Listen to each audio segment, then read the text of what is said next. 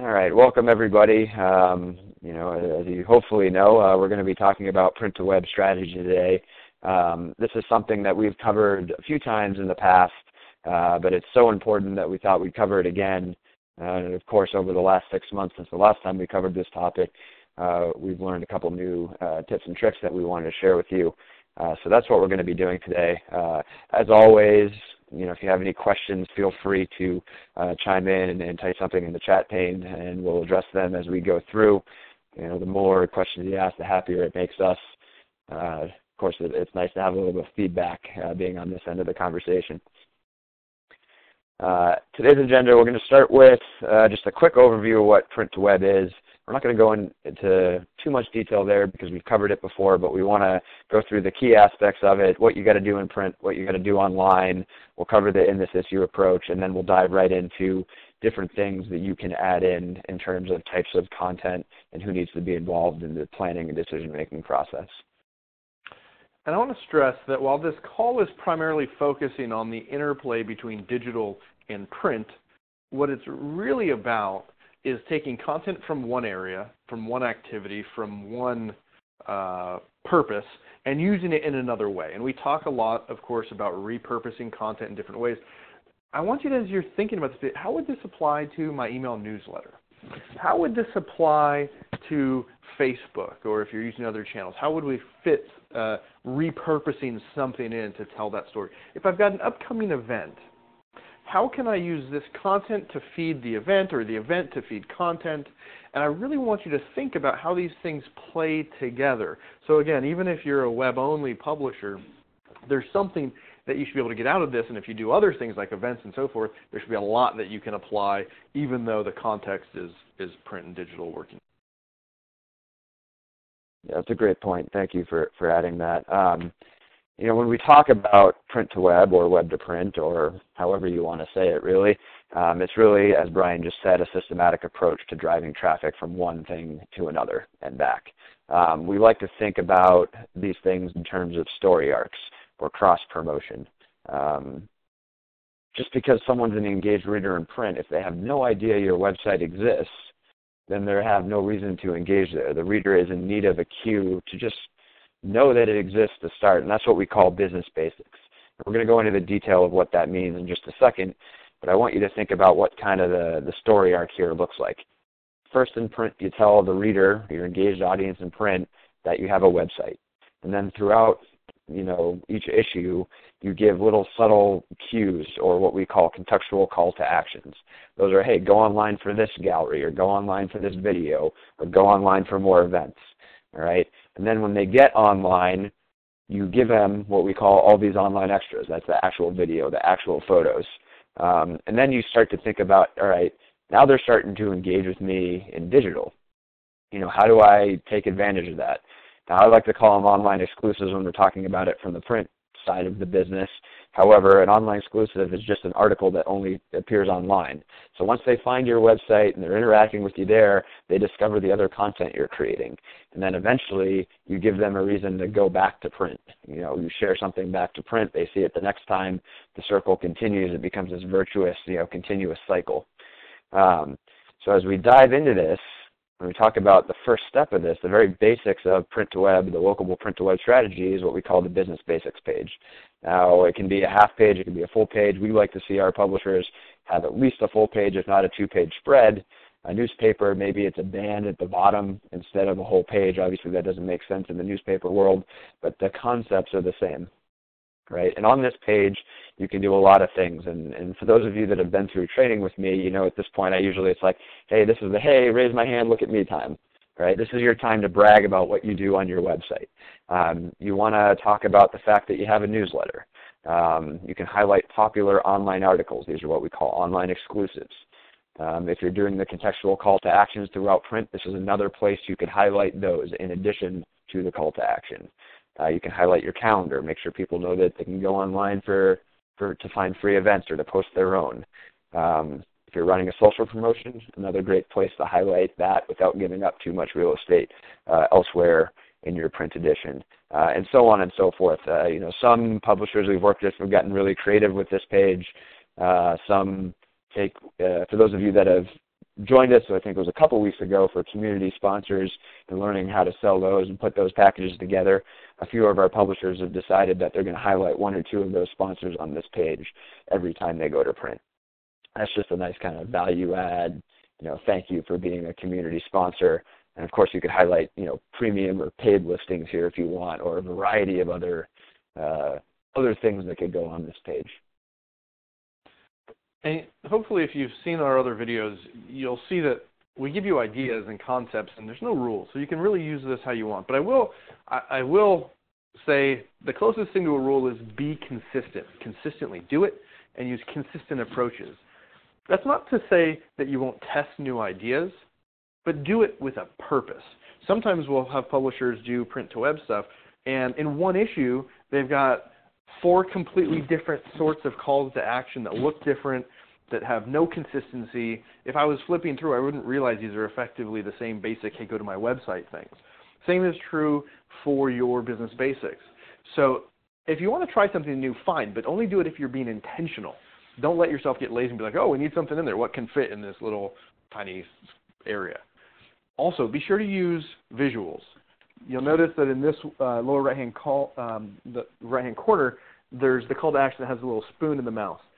You can change the little piece, like the spoon, but leave the general approach so that depending on the type of content, you can really customize it down to that level. So get creative, and especially for folks with smaller traffic sites, use print as your unfair advantage. Hey, you're going to buy a digital campaign. By the way, that featured event will show up on our Business Basics page in print. You're going to get exposure in print. It's added value. And there's one other thing I'm going to mention about both of these. The key purpose of this is to condition your readers to go from print to your website. However, many of your readers may think that your website's merely a digital version of your print product. They think, I don't really need to go there for that. That's part of what this is about busting, is that idea. But let's say they read your publication and they don't go to your website. But then a week or two later, they see on social media or an email from you, something shows up that looks interesting. Previously, they might have thought, oh, I probably already read that in print. I don't need to look at it. Now, they're saying, oh, I did see something in print, and this looks interesting. It's probably worth my time to click. So you're planting all sorts of seeds for your readers when you take action like this. It's really a high-value activity. Yeah, so when we get into contextual call to actions, I think Brian just did a really good job of describing what you need to do in terms of putting these into, at the end of every article. But I want to talk about, where you can get ideas for what to put there. And we like to talk about starting with the cutting room floor. If you're the print editor and you're going through your normal editorial process, you're always going to find stuff, extra stuff that you don't have room for in print that's still really valuable, whether that's extra photos. If someone sent you 5 recipes and you can only use 3, you got 2 extra ones that you could put online. A lot of times writers provide sidebars that you may or may not have room for in print, and so on and so forth. All of that stuff can be kind of repurposed and used online, and now you have this just natural extension of the article that you were already writing, and people go online because they want to learn more. If you don't give them those opportunities and they want to learn more, you have lost their attention. They're going to go to Google, they're going to search something, and now they're no longer engaged with your brand, which obviously the name of the game is keeping them engaged and giving them a reason to engage with you on an ongoing basis. Of course, there's things that you can't do in print, like videos. Maybe you want to embed a social post from Facebook or Pinterest or Instagram or whatever. You obviously can't do that in print, so those kind of online-only things are great options for online extras and call to actions. One thing that publishers miss often is they always have a section in their magazine for events, but they often forget to include the call to action to go online to check out the bigger calendar. But you can only fit so many events in print. Make sure that your readers know that they can go online for more local events.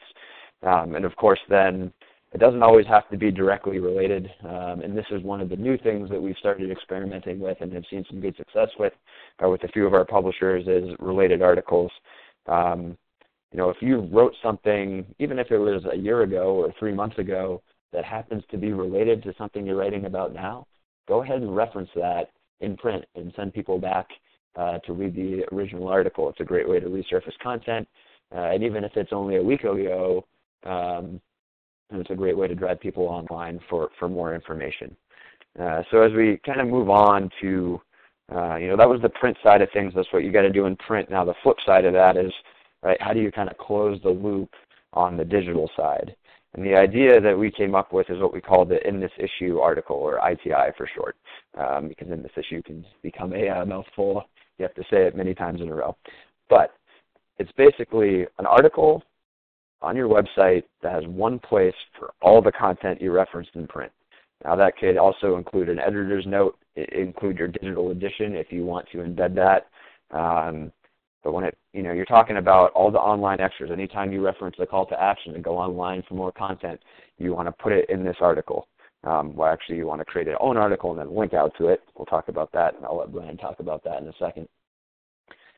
Anytime you reference an online exclusive, whether that's as a related article or in the Business Basics page, you want to list it here so that people can find it really easily.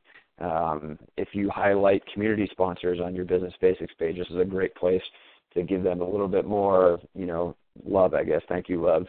Include links out to their directories at the bottom of this page. Effectively, what you're doing is creating a table of contents.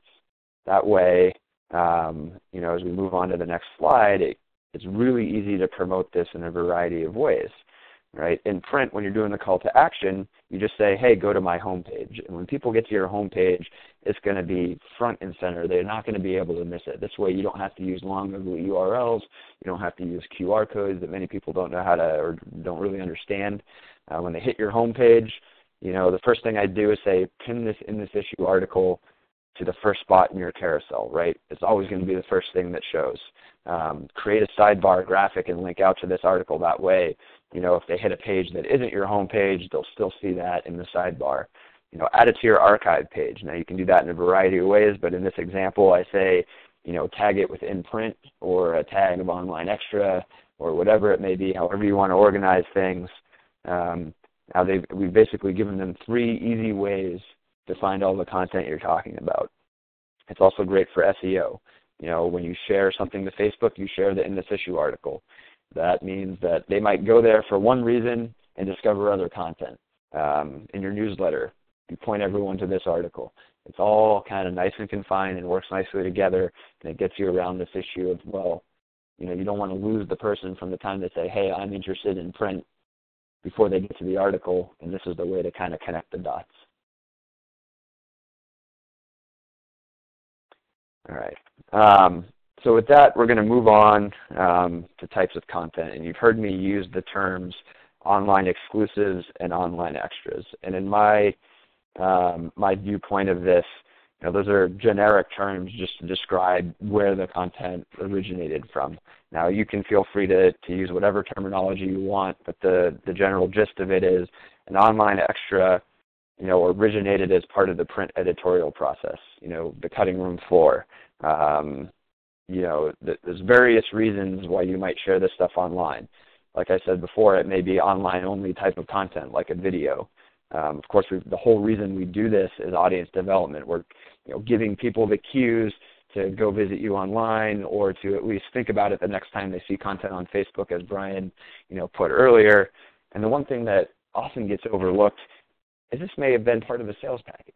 There's a whole slew of sales opportunities that kind of intertwine with print to web. And I'm not going to go into huge detail here because we've covered it in the past.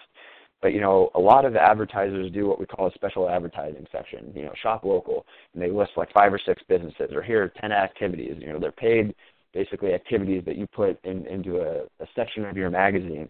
You could start to potentially sell these online extras as some sort of upsell possibility. And at the bottom of this page, you say, go online for more events, or go online to learn more about, these businesses, or, check out the interview with these, managers at these businesses. There's a whole bunch of different things you can do there.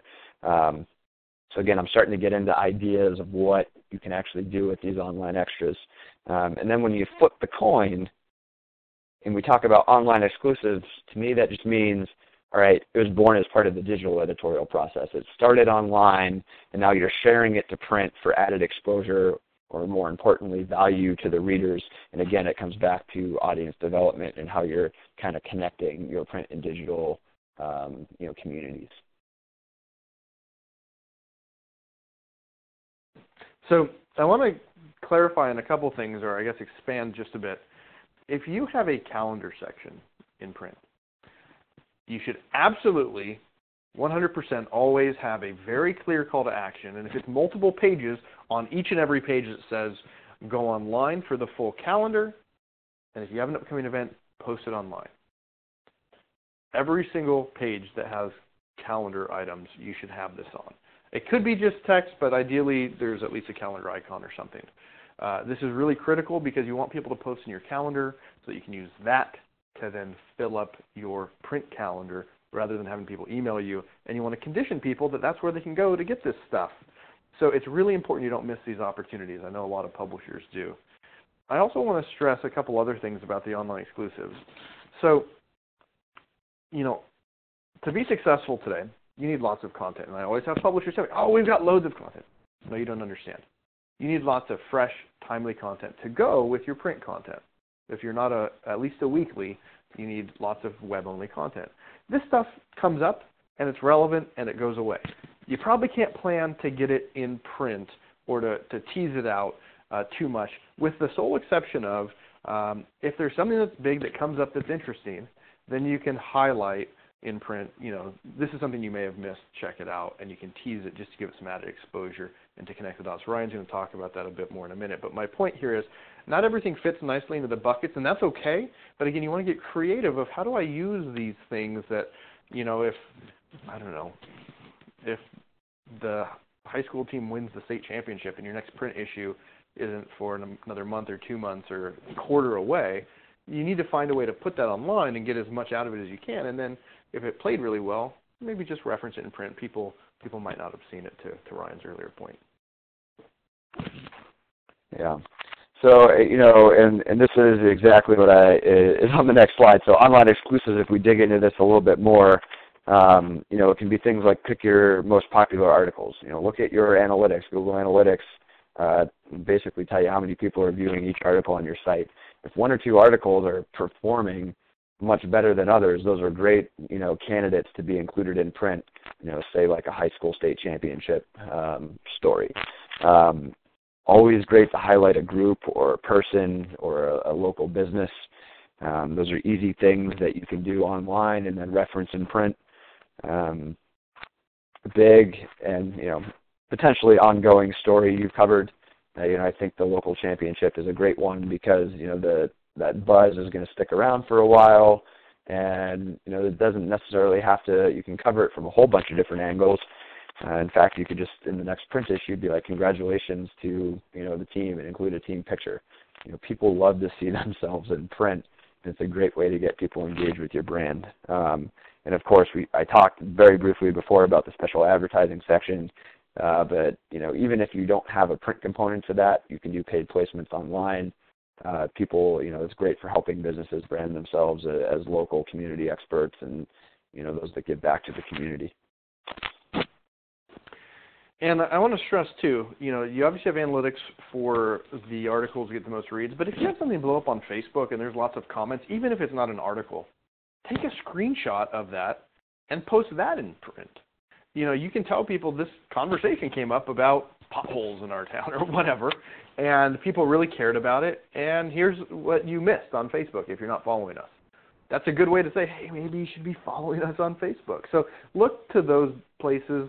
I'll also say, in the example you see here on the right was an interesting story where a company sort of tongue-in-cheek identified the 10 most snobby places in Texas, and Mansfield was identified. And it was not meant to be a hurtful thing at all, but they used it as sort of clickbait.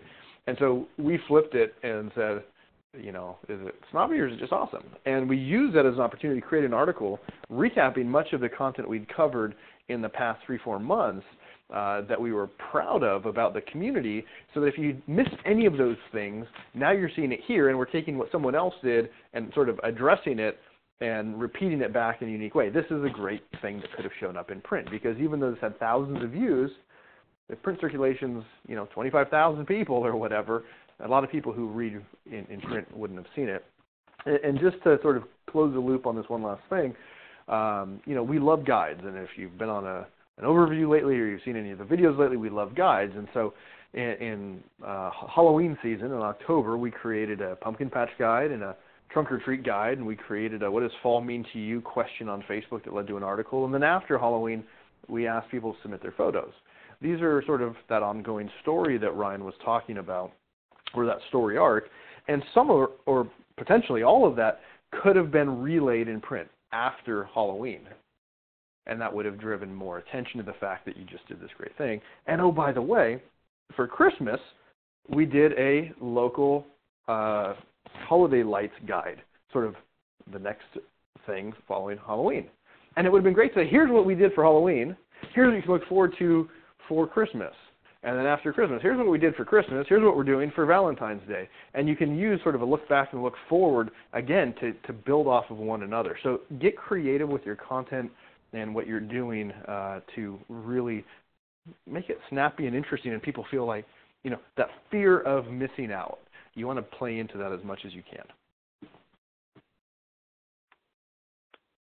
So, the next thing we're going to talk about in a little bit more detail is online extras, and I feel like I beat this one pretty good today. But gallery extras are great.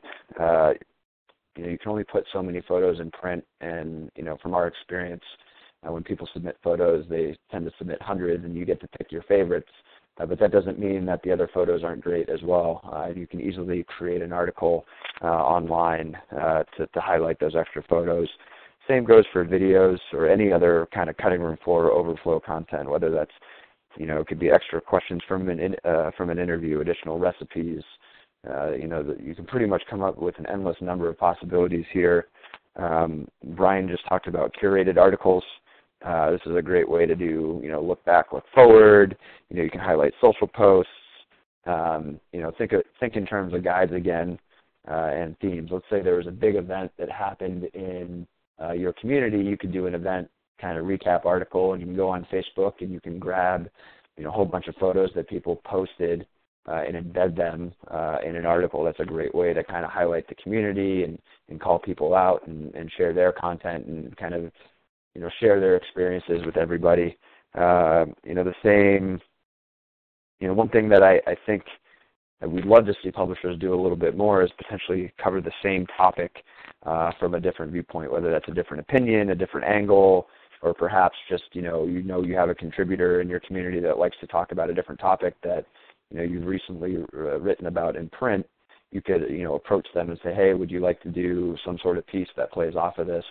To help them build their brand, their personal brand. We've experimented a little bit with also, following the local newspapers. Now, they're going to cover bigger events, and you may not report on the news side of things, but let's say they report on, a local business, and I always hate to hear these stories, but, unfortunately they play really well from a traffic and engagement standpoint, but a local business, got burnt down in a fire. Now, you might not cover it from the journalistic standpoint, but there's still a story to be had there. You could go out to them and find, a unique angle to approach the story on. Maybe you want to, help them start a fund to rebuild. You want to get help them get the word out that they're going to be coming back and they're looking for support in the community. Those are a little bit less newsy, but still totally relevant and great content to go along with, say, an article that you may or may not do in the future in print about the success of that campaign. So always be thinking ahead, and thinking about opportunities that, may not be readily apparent to you now, but could be very valuable in the future. And you can even play into engagement topics like, with the gallery extra, it could be not only more pictures from the thing that is in print, but if you have a see and be seen section or you cover local events, clearly, like fundraisers, clearly you can't include all the pictures and faces and places. Great for social media, so go online to see other activities and events that went on during the last month. You might want to do something like an online quiz. Maybe every issue you'll say, go online, this is a hot topic. Maybe it's, school closures or new parks or whatever. go online and weigh in. And you can do some things with quizzes, which gets people to engage and share, and then you can use that data to create articles, which then you can share back to Facebook and put in print, and you can create some really nice cycles. So depending on the type of content that you're covering, what's going on in your area, you can surely mix and match quite nicely. Yeah, so before we move on, Lisa asked, what would that look like in print? All I can visualize is an ad. I don't know how to trim that guide into a print article. So that's a great question, and there's a couple different ways to do it. One, it could be very, I guess, ad-like if you want to just do a little call to action on the Business Basics page. That's kind of like the very least you could do. But what we're envisioning is doing it as a call to action at the end of a related article. So perhaps you have an article that has something to do with the fire in that example, or you're covering that in a future issue of how they're rebuilding as a feature story. At the end, you can say go online for more information about this, or the interview with the owner, or whatever. So the related content or covering it from a different topic is meant to go along with some other story that you're already doing in print. And we'll talk about how you can make some of those considerations in a few minutes. I would say one thing I would encourage you all to do, and I've been sort of negligent in not tying this into an office hours already, but go out and pick up a People magazine. Go out and pick up some of these larger publications, not because they're actually in the same business as you, but because many of them do a nice job of visually representing something. One of the things I've always loved, not that I read People magazine, but my wife would on occasion, and you would have that page where it would be, here's what the star said, who said it, or whatever. And there's little, thought bubbles, and it sort of says it, and then on small print or upside down or whatever, it tells you who said that, and you can sort of guess, oh, that's funny, that star said this, that, or whatever. And so I'm envisioning that one of the great things you can do is to follow that approach as heard online. But of course, instead of a star and a quote, you might have a screenshot. Don't be afraid to take a screenshot of Facebook or your website or something and shrink it and put it in, and fit it in. And that's more of a Business Basics thing. But you might actually get to the point where you go, we've got Business Basics, but then we've also got an As Heard Online page. And it's just all about little quick snippets of, whatever. And you've got a statistics page, and, it's just different things. So look at what other sort of publishers do, but then think outside the box. I mean, you're not going to take it and completely repurpose it and fit it in your normal format, most likely, but you want to call it out as something related but different. Yeah. So as we talk about, doing that sort of stuff in print, I wanted to cover a few tips. Whenever you create or reference an online extra, you want to create it as its own article on your website. Now that's different than the In This Issue article, which would link out to that. But it should be its own article, and the reason for this is it's great for SEO, it makes it more shareable, you can give it context. I mean, you would never just want to post a video on your site with no other information around it. You need the title, you need the description, you need a short 1 or 2 sentences at the very least so that Google knows what it's about, your readers know what it's about, and you give them a reason to actually hit the play button. The same goes for other types of content, whether that's photo galleries or whatever it may be. Each piece of content should be its own article that is then linked to from the In This Issue article. So I hope that makes sense. It's kind of a difficult thing to describe, in a virtual manner, but it's super important to kind of follow this In This Issue approach to posting content online and then using that In This Issue, say, table of contents to link out to it. In addition, I suggest you come up with some consistent tagging system for the different types of content. So for example, if it's an online extra, you should always tag it with online extra. If it's a gallery, you should always tag it with something like gallery extra. If it's a video, tag it with video. As long as you do that consistently, every time you post a different type of content online, you can then use homepage widgets or sidebar elements, or, in the Localable system, a lot of this stuff happens behind the scene, but you can basically automatically create these, what we call archive pages, that show similar content in various different formats. And this is all great for user experience and helping people discover content and find what they're interested in. Next on the list, I want to say, pay attention to SEO. This kind of relates back to the first one, but it's super important. So I said it twice on the slide. The title, description, and the images you use are really important, because if they read something in print and they are interested enough to come to your website and click the In This Issue box, if you don't have an enticing title, an enticing description, and a great image to go along with it, you run the chance of losing that engagement. Of course, there's always the SEO or the Google implications to that as well, but that's a different conversation that I'll kind of avoid for today. And as Brian mentioned before, when you're doing the call to actions in print, try to have some consistency of style in the icons you use, because it becomes this conditioning thing. Think Pavlov's dog, ring the bell, he runs over and he wants to eat even if the food isn't there. Right? So you're conditioning your readers to know that, when they go to the website, they're going to find something that really interests them and is valuable to them. So to wrap things up, I'd like to finish with this slide. It's planning ahead. Clearly, there's a lot of different elements to this, and if you haven't realized this yet, it's probably going to cross your entire organization. The editors are going to be involved on the print side. Designers might have to do something in print, designing the call to actions, putting the business basics page together. Your sales team could be involved, because if it's part of a package, that needs to all be coordinated. And of course, your digital team needs to be in the loop.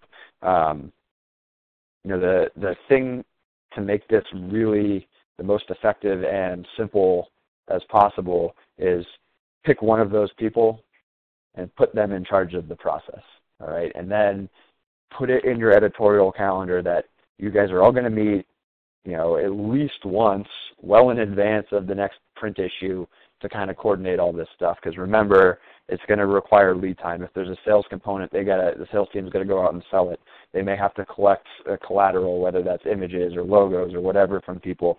If it's from the editor side and they're looking for online extras, they're going to have to give time people to write an article and have it edited and bring it back. And you might even need photos taken. There's a lot of interaction here. Putting one person in charge and then committing to having that meeting on a regular basis is going to be critical to making this successful. And of course, put it down in your editorial calendar. You have an editorial calendar for print. You have specific deadlines that have to be met. You should have the same deadlines for the digital stuff and the print to web stuff that you're going to do. And probably the most important part of this is it needs to be part of every conversation. Every time an editor is talking to a writer or somebody, potential prospect or advertiser about a story you're doing in print, they have to ask the question, hey, do you have anything else that would be great for our website? Maybe it's an extra recipe, maybe it's a video from their YouTube channel. Simply asking the question, 9 times out of 10 gets you 3 or 4 things that can be easily repurposed into a great online article. Same thing on the sales front. You're out there, you're the ones hitting the pavement, pounding the pavement, and having conversations with business owners. Make sure in every conversation you're asking them, hey, how did you guys, start the business? Do you have an interesting story? Maybe they have a relative that, was involved that, was famous. Or, we did a story with one of our publishers a while back, and I think this was in Quechee, Vermont. There's the Simon Pierce glass blowing company that's quite famous in that area of New England. And the owner's son was an Olympic athlete who basically was paralyzed in a skiing accident, but then made this miraculous recovery and actually is skiing again now.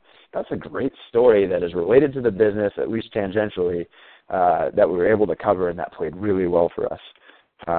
So I can't stress the planning ahead enough. It's important. And even if you're a 1 or 2 person shop, you still need to have the conversation. The process gets a little bit simpler in your case, but still put it down on paper, still have the conversations, and still plan to do this every issue that you put out. All right, so with that, we're wrapped up for today. If you have any questions, feel free to type them in the chat pane. Of course, if you're looking for help with any of this, whether it's through technology or our Publisher Concierge Do It For You service, feel free to reach out to us at www.locable.com. And thank you again for joining us. We'll see you next week.